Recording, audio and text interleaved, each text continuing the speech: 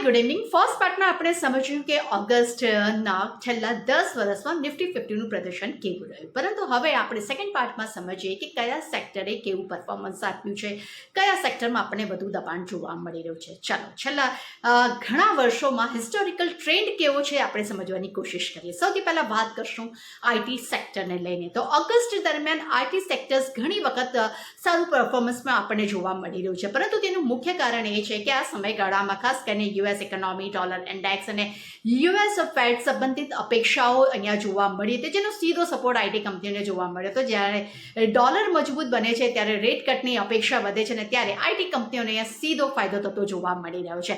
બીજી તરફ વાત કરશું તો ડિફેન્સ તરીકે કામ કરનારી કંપની, ફાર્મા અને હેલ્થકેર સેક્ટર.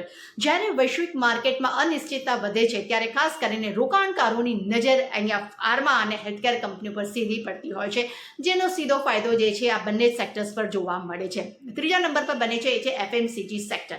ઓગસ્ટ દરમિયાન મોન્સૂનની સ્થિતિ લગભગ અહીંયા સ્પષ્ટ થઈ જાય છે, જેને કારણે કરીને રૂરલ ડિમાન્ડ અને કન્ઝમ્પશન અંગે અહીંયા પોઝિટિવ અપેક્ષાઓ ઊભી થતી હોય છે, જેને કારણે કરીને એફએમસીજી કંપનીઓમાં એક મોમેન્ટમ આપણને જોવા મળી રહ્યું છે. આગળ વાત કરશું ઓટો સેક્ટરને લઈને.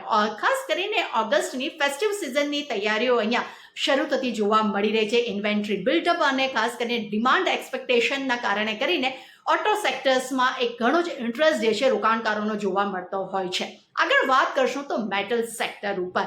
અહીંયા ઘણી વખત આપણે જોઈએ છે કે ગ્લોબલ કોમોડિટી પ્રાઇઝીસમાં જે ઉતાર ચઢાવ આવે છે તેના પર અહીંયા મેટલ સેક્ટર્સ પૂરી રીતે ડિપેન્ડ હોય છે.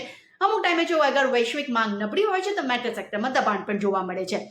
રિયલ્ટી સેક્ટરની વાત કરશું તો ખાસ કરીને અહીંયા ઇન્ટરેસ્ટ રેટની અપેક્ષાઓથી પ્રભાવિત આ પૂરું સેક્ટર જોવા મળે છે. બોન્ડ રેટ જો વધે છે અથવા તો ખાસ કરીને અગર જો આપણે વાત કરશું ઇન્ટરેસ્ટ રેટ જો અગર લાંબા સમય સુધી અગર ઊંચા રહેવાની શક્યતા બને તો આ સેક્ટરમાં સારું પ્રોફિટ બુકિંગ આવે છે. અગર જો એનાથી ઉલટી અપેક્ષા આવશે તો પોઝિટિવ રિએક્શન આવે છે. બેંક સેક્ટર પર નજર કરશું તો એફઆઈઝનો flow, credit growth, macro data, એના પર પૂરું બેન્કિંગ સેક્ટર અહીંયા ડિપેન્ડ થતું જોવા મળે છે.